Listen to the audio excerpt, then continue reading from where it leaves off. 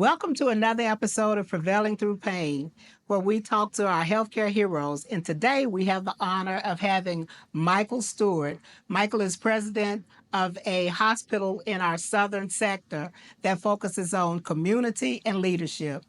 Michael, thank you for being here with me today. Awesome. Thank you for having me. Really excited to be here. So I know in healthcare, our schedules are totally busy. So I know this was an adjustment and I really appreciate it. But with Prevailing Through Pain, we like to know who you are, how your humble beginnings started. And so if you would just share a little bit about Michael as a young boy. Excellent. I appreciate the opportunity. And so, I consider myself on a journey like everyone. I actually coined that kind of a Michael Stewart 4.0. And you're asking me about 1.0. And so 1.0, I was a child of a preacher. My mom and my father met at the University of Florida. And so they had me shortly after they decided to go their separate ways. And so I was raised for a while by my mom, a single mom. And then she did get married. And so my stepfather is an Army officer, was an Army officer. So with that, had the opportunity to travel the country as a child. So I've lived in Florida, Georgia, Philly, Jersey, California as an adult, Washington State as a child, Georgia, Arkansas, and so just all over the country. So let's talk about that. Mhm. As a child, being in school for me was a challenge. I wasn't a popular kid, so I can't even imagine going from school to school. So what was that experience like? So fortunately, I had two younger brothers with me, so that made kind of friends automatically when we went to school. But then when I got in fifth grade, we started going to separate schools. So at that point, I had to kind of find my own path. I look back on it, and I had the opportunity to be in some, I guess they call it gifted and talented classes now. And so my curriculum was always different. And because it was different, it allowed me opportunity to meet people who came from all walks of life. I enjoyed that as I look back on it. I have fond memories of doing things. Some of those who are Generation Xers remember games like the Oregon Trail or reading Rainbow kind of was on TV. So reading the books. My mom was real big on making sure we went to the library and did things like that. So as I look back on it, it probably helped me learn to kind of fit in or get in where I can fit in type So deal. So you've been polite. You said gifted classes. You're saying you're a little smarter than most. Well, let's be real. To go to a gifted class, and I say this because I was I had a sister a grade ahead of me and a brother a grade behind me. Nobody knew my name. I was always either called by her sister or by his sister. They would say, you're John's sister or your Dee's sister. Nobody knew my name. I wasn't that gifted person, and so. Sometimes as whether you're that person that's not the smartest one in the room, you have your insecurities, or whether you're that person that may be smarter than the rest in the room. And I don't know, maybe that wasn't your story, but sometimes those people are picked on as well because of other people's insecurities. So they're picking on the one that's a little bit smarter. So did you ever experience any of that from any of the students? I probably did, but I looked at it as, and I don't know if it was my mom making sure that she explained to us that we're going to stick out. And that's just, she said, don't run from that. And so as a kid, and this is probably something that some people can relate to. I was always the fastest kid in the class or in the school, so I think more of I stuck out because of that versus the academics. Okay. And so in that, I'm really thinking fondly back to elementary, and it was you had the fastest kid, the tallest girl, the whatever, and the different schools I went to, I was always the fastest kid, and so I stuck out from an athletic standpoint on that. But then academically. Um, just the circle I ran with, we were competing against each other for, No, did that's you get good. 100 in this test? No, 95. Oh, man.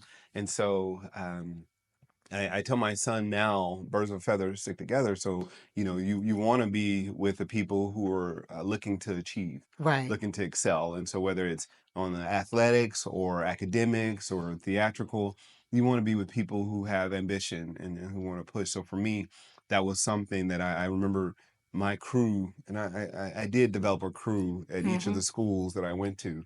We were the fastest academic inclined. And that's great. And I mean that young that you and your mom instilled that in you that you were able to find that circle because as we know there are a lot of adults that still haven't found that circle and Yes. so it's great that your son has you pouring that in him at an early age. Okay, so let's Yeah. So let's continue on. So fortuitously, as I continued to go academically, my stepfather made the decision to go to Korea for a couple years to make sure that I could have high school in one place. And so while they were in Korea, my mom and my stepfather, I lived in Arkansas, mm-hmm. Little Rock, Arkansas. And for those who are familiar with Arkansas, I moved Mm-hmm. there around the time they did a HBO show called Banging in Little Rock. mm, I live not far from that community. And so for me, being a military brat, officer's child, that was an awakening. I saw a lot of things that to this day still define kind of who I am. And, it was in a tougher community. And I was younger than everyone else in the same grade. I was in eighth grade. mm-hmm. And at that time, I didn't realize there was such a disparity between the have and have nots. Mm, We didn't have a lot, but as a military child, we were in a sheltered environment. And mm-hmm. again, my mom pushed academics. And so going to a place where academics was not the top priority, where at times it was just survival. That's what I was gonna say, It was yeah. literally both for boys and girls, Mm-hmm. the streets. And there were times I was out late at night, 1, 2 in the morning, knowing that at 12 years old I shouldn't have been.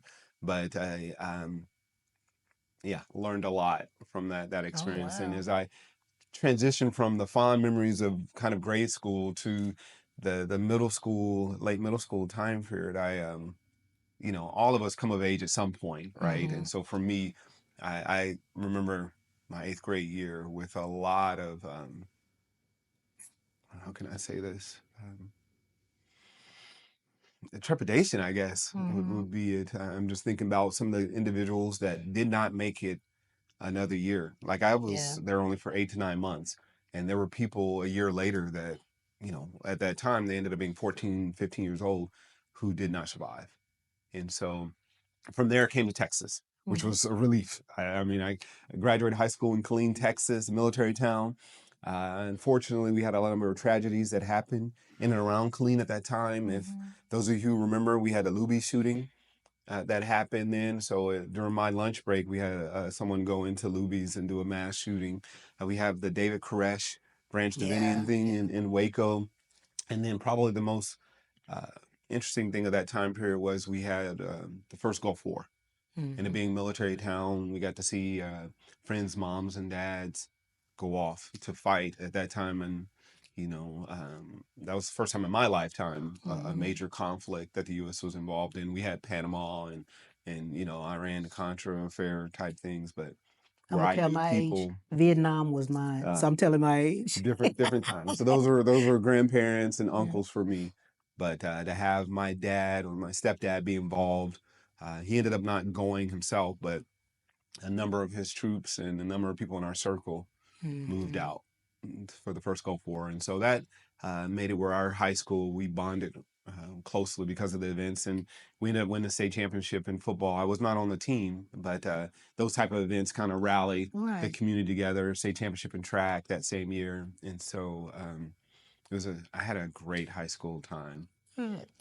From there, went off to Texas A&M University. Was a member of the Corps of Cadets there, and to this day, I serve as a member of the advisory board for the A&M Corps of Cadets. And just continue to growth, and that's where we started getting into what I call 2.0, Michael Steward 2.0, where Mm-hmm. as a young adult, young man trying to find my way. And one of the things I would say for your listeners that I learned early on at A&M, A&M has a camp called Fish Camp. And I Fish. didn't fish camp. And so Okay. all freshmen at A&M are called fish. Okay. A&M started out as a military academy and then grew into the university that it is today, which is both a military academy and a civilian sector. And the fish camp was where you go off to a camp and you learn a lot about A&M traditions. And I remember going to my summer orientation and I was scheduled to go to fish camp, and of course, I started hanging out with the African Americans there and the Hispanics at the summer camp, and they were like, "Black people don't go to fish camp," and I was like, "Oh, okay." And so I canceled my reservation to fish camp. Well, a couple weeks after school started, everybody that was around me in the Corps were talking about their experience at fish camp, and I was like, "Oh man, I missed out." And so, to wrap that part up, I ended up becoming a fish camp counselor next year. And lesson I learned at that point in time was to not let people tell me what I can and cannot do. And unfortunately, sometimes the majority tells us that, Mm-hmm. and sometimes we tell each other that. Right. And I ended up having an awesome time at fish camp as a counselor. And I wish I had done it as an incoming freshman. And so as I mentor young people, I'm like, look, at the end of the day, you got to define what you Mm-hmm. like and don't like. Just because someone in your circle may not like pasta or may not like sushi, Right. chase it for yourself. Right. I love Experience that. it for yourself. I mean, I'm sure you probably grew up saying that Black people don't ski, you know, and now you have these big African American ski Mm-hmm. weekends, right? Mm-hmm. Because Mm-hmm. there are people who like skiing. I Mm-hmm. don't like cold, but I don't mind going to the ski lodge. So Right. my point was that was another lesson in my journey about like really discover it for yourself. I Really love that. figure out what you are interested in or what you're not interested. Yeah, there's some things that may have a history that you may want to check into before you try it, right? Mm-hmm. Don't just go in blindly. But if it's something that, and I was like, let me go back to that story. One of the things I remember, I don't think any of the people who told me not to go knew anything about it, And right? typically that. They were just doing Right. hearsay.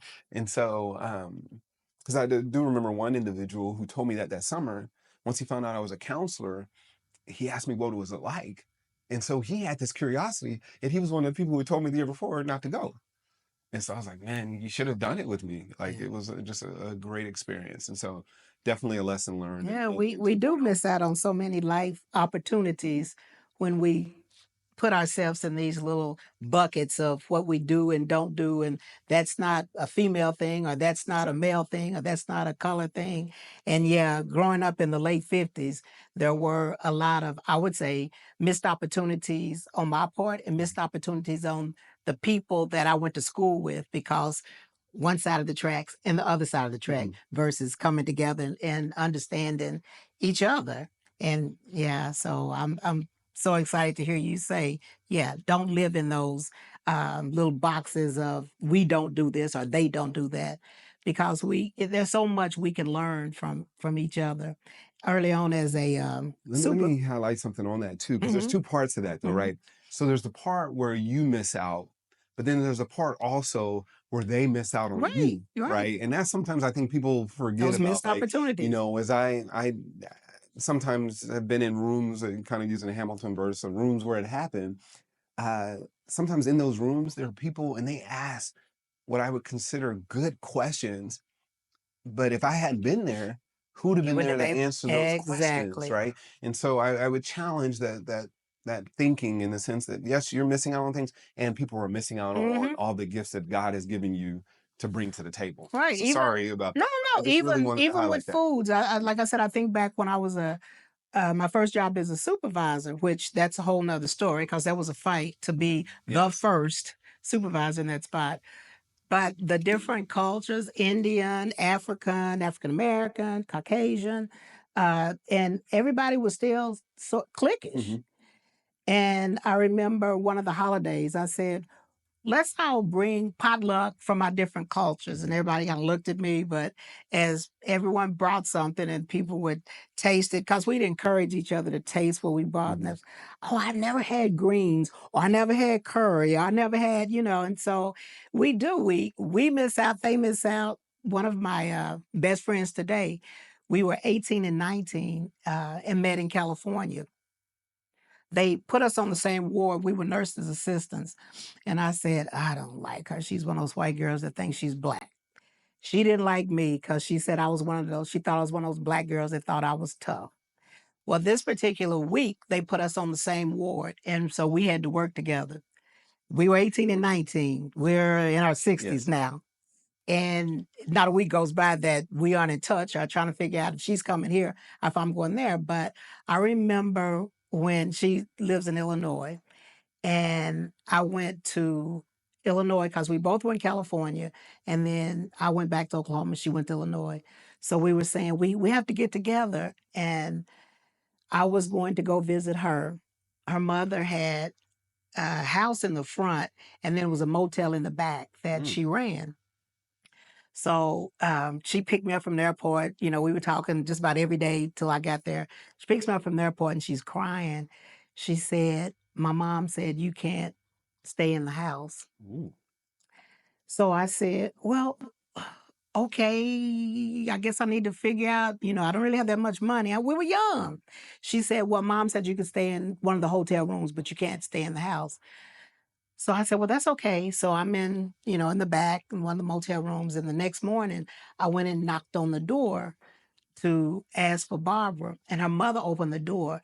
All I could see was Barbara's face because Barbara looked just like her mom. I'd never met her mom, but her mom had red hair. So my eyes light up like this. And I said, "You have to be Barbara's mama because all I see is Barbara's face." Sylvia died 2 years ago, but till the day that Sylvia died, which was the mother, if anybody said I wasn't her child, it was a fight. Sylvia had never been around Black people. Right. And so, her whatever experience she had was a negative experience. But Sylvia would start coming to visit me. She became good friend in Oklahoma. Mhm. She became good friends with my family. Actually, she even told my sister she wanted her to, and she wasn't sick at this time. She just knew my sister saying, "I want you to write a song for my funeral whenever I die," which would have been like 40 years later. But I just it's sad how many missed opportunities when we don't get out and meet other people. We stay in our own circles. We don't grow. So I'm sorry. I definitely, no, that's a great story. It reminds me, I do orientation for our new employees, and I talk about the fact that I don't in healthcare. I don't believe in the kind of the melting pot theory. I believe in the salad, and so in the salad. One, let me kind of talk about melting pot. Melting pot says we all come together and just blend into one. And if we do that from a provider standpoint, the patients won't relate to us, Mhm. right? And we won't empathize and do the things we need to do. Whereas a salad says you could be the cucumber, you could be the celery, you could be the lettuce, and it's okay because, when we really boil it down, we all came up from the earth. We all had people who poured into us or watered us, and we are lost without love, right? Or the sun Mhm. warming us. And so we have a lot more in common, but we have to be willing to go there. And so sounds like, just because you were a cucumber and Barbara and Sylvia were lettuce, they just had Right. never met. But then you got to Right. talking like, hey, yes, we are grounded. Yes, we need nurturing. Yes, we need love. And I would love to love on you if you love on me. And so I just think that's a beautiful story. And one I try to live my life by and just saying, you know what? We are put here to help make a difference in this world. And so Mhm. let me jump back to the story. And then, and so I look at that A&M, and I went to the military, and I then went to University of Texas for grad school. And I want to tie that we're put here for love. So I get there, and within a month or two, people were telling me to run for office. And I was like, oh, this is a different world. All I know is the military world because I grew up military. I was in the Mhm. Corps, but no, somebody was like, no, no, no, you need to run for office. So I run for office, and I try to be a person of the people. And I ended up winning. And there was a guy who passed away over the holiday break who was Mhm. doing a project in Mexico. And I said, I will take this project up because I wanted to experience, excuse me, um, that cultural nuance. And going to Monterrey, Mexico, I realized exactly what I just said, like totally different world, Right. but all of us are looking for the same things, right? That love. And I actually was at the Intercontinental Hotel, and I saw a young lady, and I saw her during the day have conversations with people from America. So she spoke English, she spoke Spanish, Mhm. and she was having conversations with Chinese businessmen there in Mandarin. So I was like, wow, impressive. And then I actually was there later that evening. I saw her get in a car with her family. Car was packed with people. And I could just see the love that they were loving on her. And I thought to myself, and I was, 20s at the time, I was like, who has a better life? the businessman here at the Intercontinental Hotel, or that lady who clearly was educated, right? Talking in English, Right. Spanish, and Mandarin, but she just had those kids that loved on her and that husband who picked her up that evening. And so that let me know early on that that's what it's really about. You know, all of us are striving to do this or that, but are we really, you know, impacting each other? And Mhm. I think, you know, it's biblical. It's about love for thy neighbor as thyself. It is. And I'm not going to talk about division. One of the things I have family prayer and a corporate prayer, and I know I have to be very careful with corporate prayer.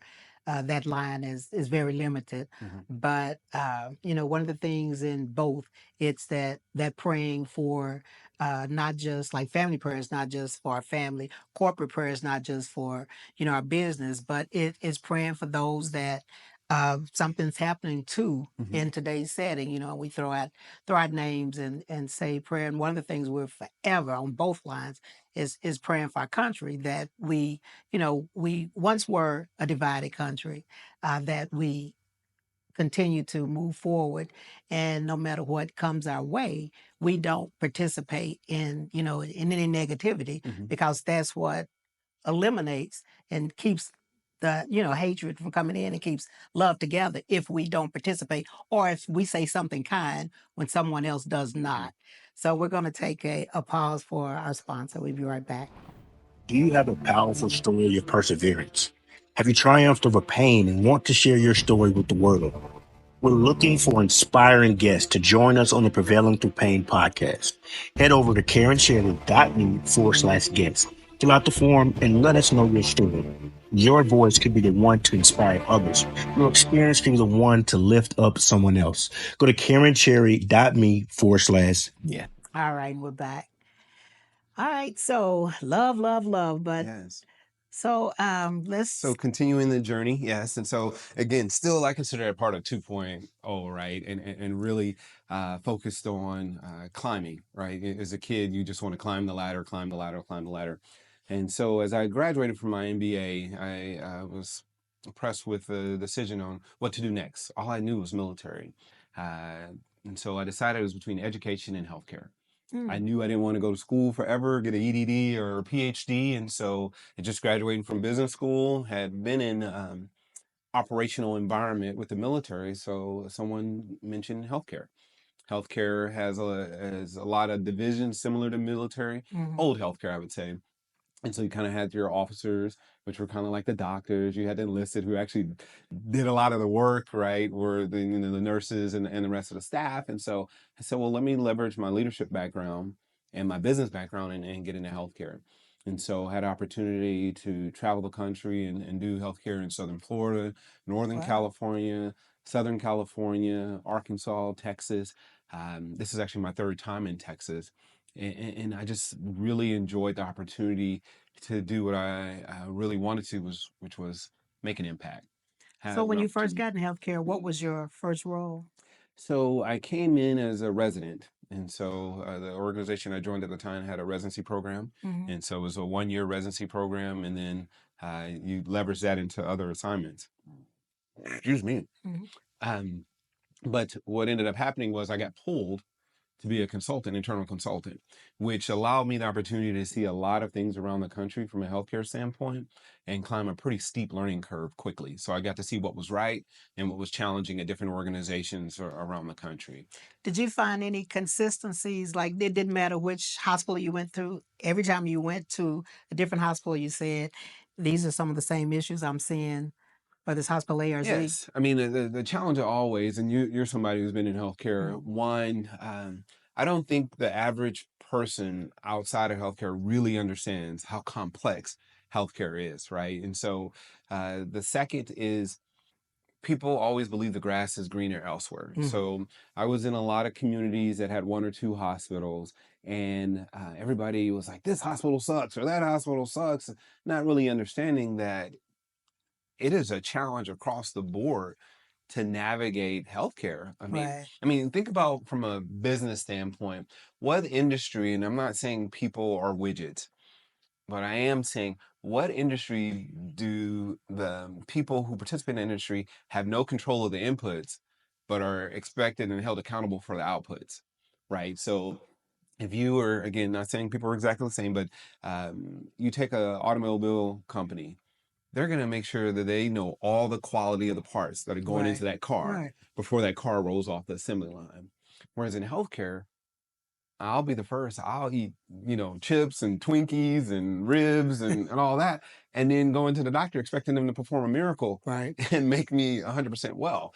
And it just doesn't happen that way. And so healthcare is challenged by that. And on the other side of it, we are people serving people, which is an imperfect position to be in. I bring all my lived experiences, all my biases, all my pains and hurts, my challenges of the day to the conversation Mm-hmm. as a patient or as a caregiver. Right. And then I'm expecting both to come together in a manner where both feel like they're fulfilled and satisfied as a patient and a caregiver. And that's universal, a universal challenge. And so my role is to support both sides of that equation. Right. Do the things to support the patient and their experience. Also do the things to support those who are providing that care and their experience. Mm-hmm. So that way, hopefully, when those two sides meet each other, the caregiver is at their peak performance, right? They're Right. able to see and hear what is visible and what is audible and what isn't visible and what isn't audible, right? Right. I tell them to listen with their third ear, see with their third eye, because sometimes the patient doesn't even know what's going on. So you kind of got to hear what's not being said. A lot of times the patient doesn't know. Yeah. And then on the other side, the patient, they're hurting. They're scared. They're anxious. As someone who's gone through my own journeys on different things, you find yourself at a point where all you can do is ask God to carry you, Mm-hmm. right? And that is a very scary, vulnerable position to be in, and you might not be your most well-behaved self at that moment. Yeah. And so that's some challenges that are universal. Yeah, I feel your pain on that because, like you said, for me, healthcare. Wow, it's like a good 35 years of my life, and where we are behind the scene, Mhm. we still are the ones that are providing those instruments, to a physician that's supposed to be used on a patient. And one of my challenges when I started traveling and talking to different leadership was the education piece because a lot of them didn't even know there was a sterile processing department in the hospital because most people think doctors and nurses when you think about instruments. And so I always say that we as leaders that are in certain fields, we have to help educate. So a person at your level, you have so many different departments that report to you. Your job is not to know what everybody in each of those departments do. The people that are in those positions, their responsibility is to inform their upline of what the resources that they need to be successful. So I couldn't even start to imagine how your days look because even with being the one department with me working with the front line and then my midsection and then those leaders and then that whoever that department reported to. So yeah, I take my hat off to you, but I want to ask you this. It's kind of segueing in because you had said like a dark time, sometimes there are I just want you to talk about a dark time in your life. Doesn't have to be right it's where you are now, but just a period and how you Yeah. So, navigated through that. when you think dark times, I don't think I've had a situation where I was rock bottom. I Hmm. think, and my friends will say that's just because it's the outlook on it, and that doesn't mean that that lessens anyone else's. What I tell people, your bullet wound and my bullet wound may feel different. That doesn't mean that we both didn't get shot, Right. right? It's just Hmm. a little bit different. And so, for me, I look back. And there was a time between my MBA and me starting a job where I spent some time in the mountains of Thailand and in the mountains of Peru, in Machu Picchu. And I look back on that, and that was such a reflective time for me. I didn't know it, but I needed to take time off. Hmm. Like there was just so much in and around me at the time. that I didn't have an appreciation for, but just subconsciously I just said, okay. And there were days in the mountains of Thailand where you go to the temple and the monks don't talk, right? But just being there, I had to say, you know what? Let me just sit in my own silence with myself.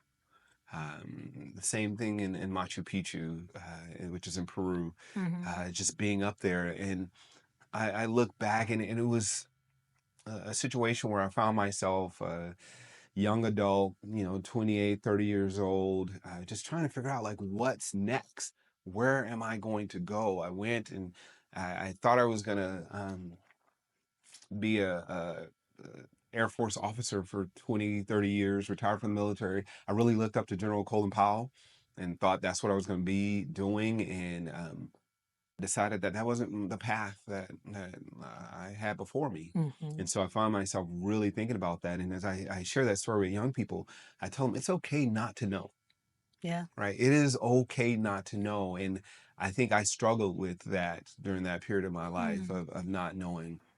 And then as I fast forward to version 3.0, being executive, and here I am, CEO of a hospital in my early 30s, and Wow. you're like, okay, so you push, you climb, right? And I used to tell people your goal is to climb the ladder as fast as you can, skipping as many rungs as you can, because each rung you leave a little bit of yourself on. So if you want to be your true authentic self, get there as fast as you can. And I've had to modify that philosophy. While there's some benefits to that, you're not enjoying where you are at the moment, appreciating the learning opportunities that are there before you. I think back to some of the conversations I had as a young executive, and I'm like, that was the craziest thing. I'm surprised they didn't run me out of town because I didn't know what I was talking about. And if I had stayed on different rungs a little bit longer, to your point about sterile processing, like you probably matriculated from frontline staff to the leader, right? So Right. you knew what you were talking about as a leader. Whereas I had some intuition as a leader, but I didn't spend enough time at each level to fully know what I was talking about. Fortunately, people gave me grace in that. And so I think about being a young single CEO in Southern California. And there came a point where, at the time, I didn't realize I just said I was alone, but I realized no, there's got to be more to this than just trying to climb the ladder for me. And that was a time that I would consider another moment of reflection and saying, hey, like what I remember being in undergrad talking about that dash and on the tombstone. And at the Yeah. time, it had a whole different meaning than it does to me now. Right. As they say, you live a little bit, get a little gray hair, long in the tooth, you realize what's really important. Right. And the titles, the money, the experiences do matter a little bit, but it's really about, for me, the opportunity to make a difference and to have impact. Yeah. And so, um, I would say a lot of young people, especially right now, we have a lot of single 25 to 35-year-olds that are probably wondering like that same thing that I was wondering, like, okay, what what am I meant to do? Why am I here? What am I supposed to be doing? And if it's all going to be about me, which I'm not saying is wrong, because there are some that decide that, hey, their best way to make a difference is by contributing to society, and it takes all of us to make the world go round. But for me, I realized that I wanted a family. Yeah. And that's where I'm getting to. As I really got in deep in the 3.0, is about, okay, how do I make myself available and be open to having a wife and kids. And as I round out 3.0, that has been the greatest blessing for me. I have a daughter who's 6 years old and a son Oh. who's 9. I have a wife who is my rock and who supports me in doing all the things that I do, like this podcast or community events or being there during ice storms or power outages or the pandemic, Right. right? And being there 24/7 for that. And as I think through that, again, everybody has to figure out their own value system, but that is during that period where I said, you know what, this is what I want to do. Yeah. And it's about making myself available and open to that. And I think that's beautiful.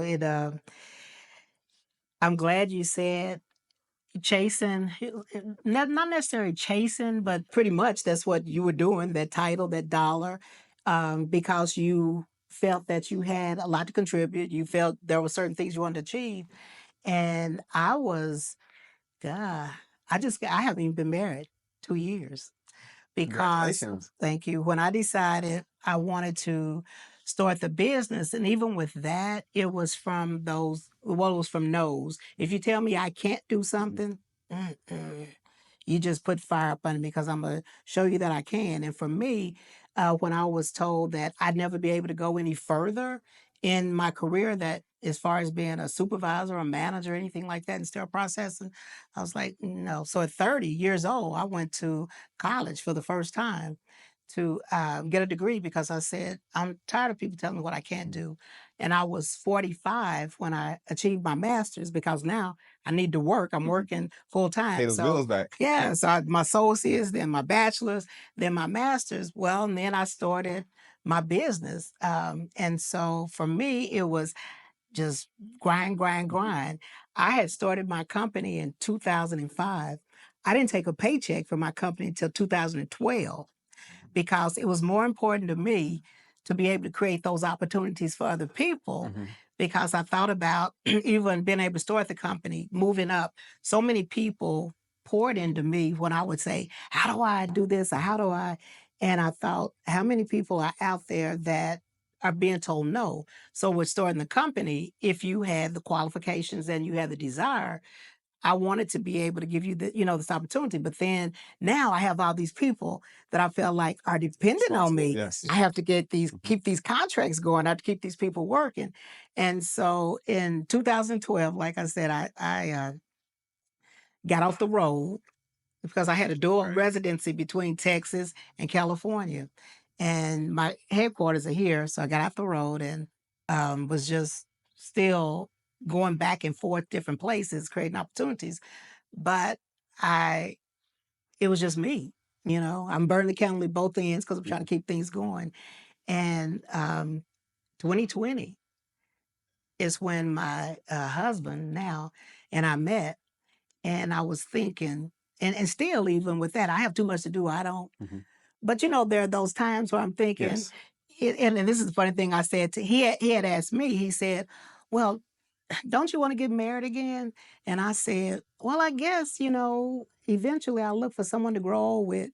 And he had the nerve to say, you mean to die with? Because you're already old. And I thought, I'm not going to be bothered with this joker, but yeah. He went over your heart. Yes. No, it's- So here we are. But I do still love to work with young people because I love to try to help them navigate through whatever it is, or even people that are just struggling with whether it is a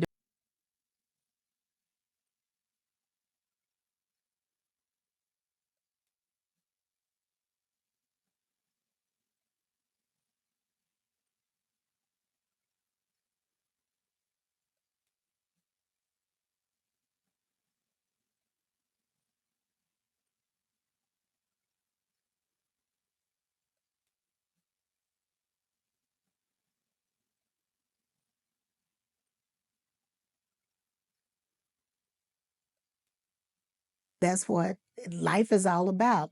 Like you said, those dots in between, and when that chapter closes in my life, what did I do in between that was more than just about me?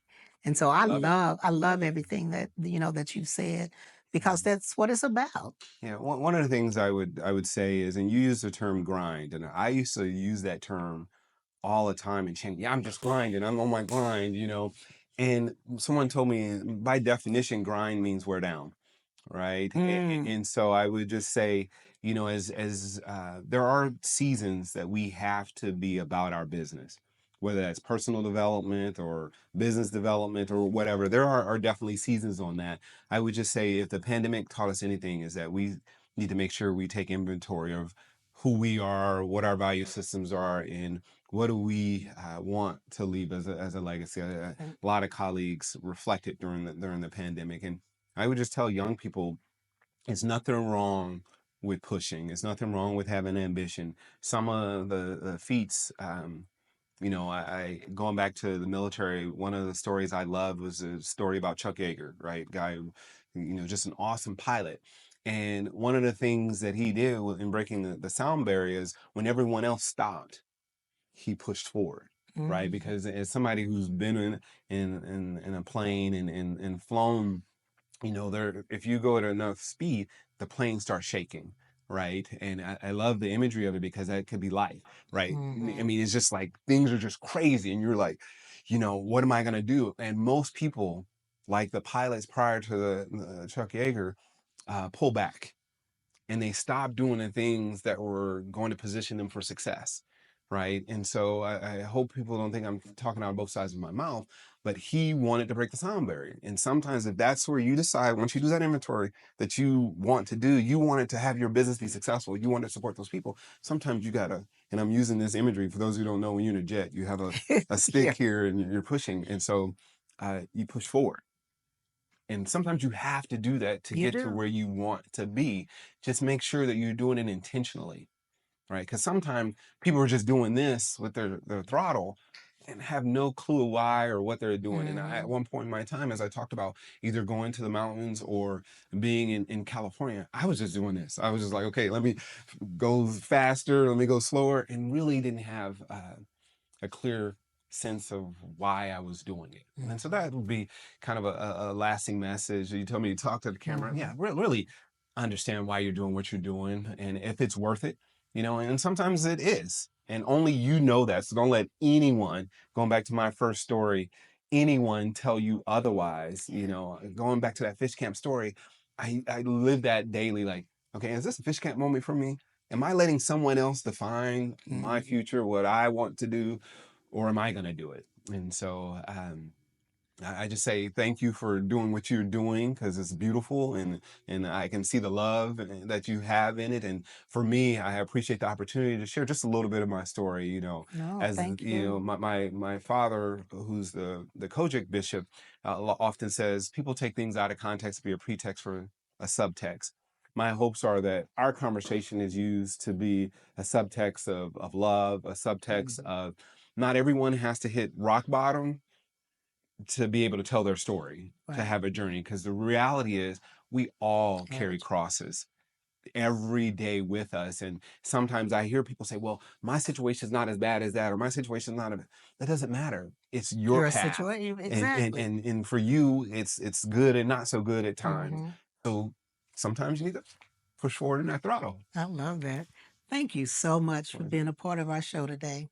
I appreciate it and look forward to continuing to work with you in your role as an individual in our community, and your role as a city council member, and then just your role in uplifting people. So Thank you thank so you. much.